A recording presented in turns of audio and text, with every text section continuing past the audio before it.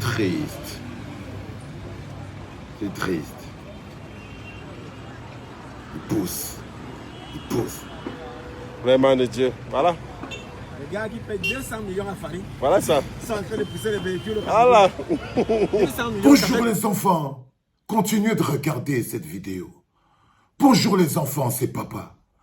Quand le changement devient inéluctable, même les actes de conservation les plus compliqués deviennent des actes de changement.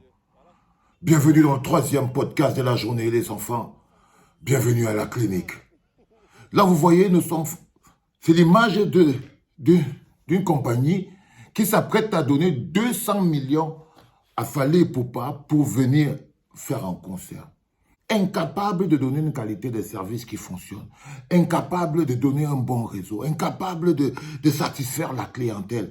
Alors, qu'est-ce qu'il décide de faire? Il décide de divertir la clientèle. Ça veut dire qu'il pouvait prendre 200 millions qu'on pourrait utiliser pour améliorer la qualité de service. Non, ce n'est pas le projet. On préfère prendre les 200 millions là pour donner à Fally, pour venir vous faire oublier la mauvaise qualité de service. C'est-à-dire que c'est un peu comme quand vous êtes là-bas à Yaoundé, par exemple. C'est-à-dire que vous demandez les ponts, vous demandez les routes, et on ne vous donne rien. Mais un jour, vous entendez que vous avez un don spécial du chef de l'État. Les artistes demandent, par exemple, une société de droits d'auteur, ils demandent des salles de concert, ils n'ont rien. Ils ont une existence totalement illégale. Mais ils s'accrochent sur le don spécial annuel de 1 milliard du chef de l'État qu'il donne par an pour les artistes. Alors qu'il devrait avoir des salles de concert, une société de trucs qui fonctionnent. Est-ce que vous comprenez même ce que je suis en train de vous dire?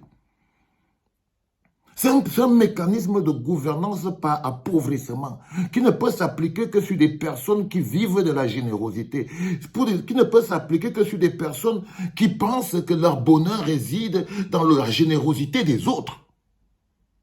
Les personnes qui ont construit un mindset qui leur fait croire justement que leur bonheur réside, leur survie réside dans la générosité des autres. Et ceux-là subissent la générosité du diable. Ils vivent dans la pauvreté extrême parce que le bonheur, on ne l'obtient pas par générosité. On n'obtient pas le bonheur par la générosité. On obtient le bonheur par le travail, par la revendication. C'est un droit, le bonheur. Ce n'est pas quelque chose qu'on vous donne parce qu'il vous aime. Ou bien parce qu'il vous voit. Vous ne pouvez pas avoir le bonheur si quelqu'un vous l'a donné. Non, le bonheur est une acquisition individuelle et personnelle. Le bonheur est une acquisition individuelle et personnelle. On ne se sent bien et on est en bonheur que quand on arrive devant un restaurant, devant la boutique, l'argent qu'on va manger, on prend dans sa poche. Quand on entre depuis, on sait que l'argent là est dans la poche. On a travaillé, c'est le bonheur ça. C'est la sensation qu'on a dans la poche. Pas le fait qu'on vient avec les poches vides, on s'assoit dans le restaurant et quelqu'un qui est gentil, généreux, vous paye un plat à manger, vous rentrez le ventre plein et vous... Non, ce n'est pas le bonheur, c'est le ventre plein. C'est totalement différent. C'est totalement différent. Donc, c'est un mécanisme de gouvernance qui a pour aboutir à l'appauvrissement. Et qui ne s'applique que sur des personnes structurées mentalement pour pouvoir vivre de la générosité des gens. C'est important. Voilà une compagnie, par exemple, qui, à un moment où ils sont au maximum de l'exécrabilité en termes de qualité de service, à un moment où ils subissent même la concurrence écrasante, même des petits qui travaillent avec. Et quand on leur demande de nous donner quelque chose de bien, quand ils ressentent l'exaspération des populations, quand ils ressentent que les gens, le client n'est plus content, quand ils ressentent, qu'est-ce qu'ils font? Ils vous organisent un gros divertissement à la place. Et ils prennent de l'argent dans la compagnie. Et ils prennent de l'argent dans la compagnie. Donc, non seulement ils font sortir les devises. Non seulement ils imposent aux artistes camerounais qui sont sur place une concurrence déloyale.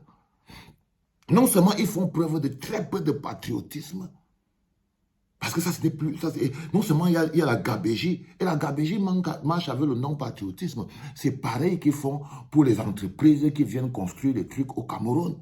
C'est-à-dire qu'on te dit que non, l'homme à la punk est parti chercher Piccini. Une entreprise est très Piccini est comme Fally Ipupa. Un moyen vous voyez, de sortir de l'argent, mais de créer le mécanisme qui te permet encore de croquer de l'argent. Donc, Pichini est comme Fally Ipupa. Mais pour les routes, c'est-à-dire que les stades ne fonctionnent pas, les routes ne fonctionnent pas. Maintenant, quand ils décident ils créent un mécanisme où ils vont encore poncer de l'argent. Parce qu'ils n'ont pas le projet de ces routes ou de ces stades. Ils n'ont pas le projet de ces routes ou de ces stades. Cette capsule est très importante, les enfants, parce qu'elle vous fait comprendre que tant qu'on n'arrête pas le mindset, c'est-à-dire en mettant un stop, parfois, quand je vous vois parfois imaginer que peut-être que Sambia peut remplacer Pomba, mais moi je vous dis que ça veut dire que vous êtes foutus, vous n'allez même pas vivre 5 ans. Vous n'allez même pas vivre, vous pouvez encore tenir. Regardez seulement l'état du Cameroun. Regardez où le Pembia a mis l'état du Cameroun. Le fils est plus gogol. Regardez où il a, dans quel état. Si son fils a fait seulement 6 mois sur ce truc, je crois que vous allez creuser les trous avec les fourchettes pour manger. Vous allez creuser les trous à terre avec les fourchettes pour manger. Pour manger, les enfants. Donc, tant que vous n'avez pas un minimum d'exigence pour vous-même, vous ne pouvez pas servir à quelque chose à ce pays. C'est le bonheur que vous vous imposerez à vous-même qui va se transférer sur le pays en lui-même. C'est-à-dire que si tu restes comme ça, vous restez un peu... On ne peut pas partir d'un village à un autre sans la route.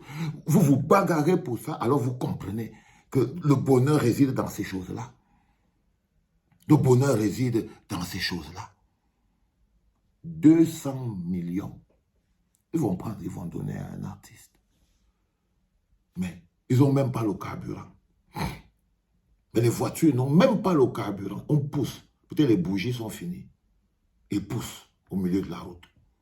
200 millions, c'est au moins 2-3 pick-up neufs. Et les gars arrêtent de souffrir comme ça sur la route. 2-3 millions là, pour quelqu'un qui est en train de développer une entreprise. On peut prendre ça, on donne ça à un chanteur. Quand on a encore des problèmes comme ça. Quand on a une entreprise, quand on a encore des problèmes comme celui-là, on pousse encore la voiture. Les gars se mettent assis, ils poussent le pick-up. 200 bars. Tu ne peux pas dire que non, si j'ai 200 bars, qu'est-ce que je fais? Ah non, non, non, non, non, non. J'ai un projet, je vais donner ça à Fally Ipupa. Non, tu ne peux pas. Ça veut dire que tu ne sais pas ce que tu veux. Ou alors tu n'es pas au service du développement de ton entreprise. Et si ton entreprise est au service du développement du pays, par conséquent, tu n'es pas au service du développement de ton pays. Je vous promets, les enfants, arrêtez d'avaler le poison. Arrêtez d'avaler l'intoxication. Emballé sous des papiers, sous des emballages très séduisants. Arrêtez. Parce que c'est ça. Fally Ipupa, c'est du poison, mais dans un emballage qui séduit. Dans un emballage qui séduit. Pour vous faire passer quoi? Pour vous faire passer la pilule de ça, de votre vraie vie. La vraie vie, c'est ça. C'est que la société, on pousse, les gars poussent la voiture de la société sur la route. Ils poussent. C'est ça qui est la vraie vie. Et on vous fait, vous devez oublier ça. Vous devez oublier ça. Ça doit être remplacé par le show. C'est là où vous allez voir la beauté de Camtel quand le show. Ouais. Il faut beaucoup réfléchir, les enfants. Vous ne pouvez pas continuer à accepter, à avaler. Accepter, à avaler. Vous avez une responsabilité vis-à-vis de ce pays. Mettez-vous debout. Mettez-vous debout. Arrêtez. Arrêtez de bouffer du vomi. Arrêtez de bouffer du vomi. À l'échelle d'un peuple, courir après ce genre de fantasmes, genre concert et tout, c'est du vomi. C'est du vomi. C'est du vomi emballé dans une enveloppe Fally Ipupa. Mais c'est du vomi. Mais c'est du vomi. C'est ce que vous allez aller avaler. Du vomi. Voilà. C'était papa.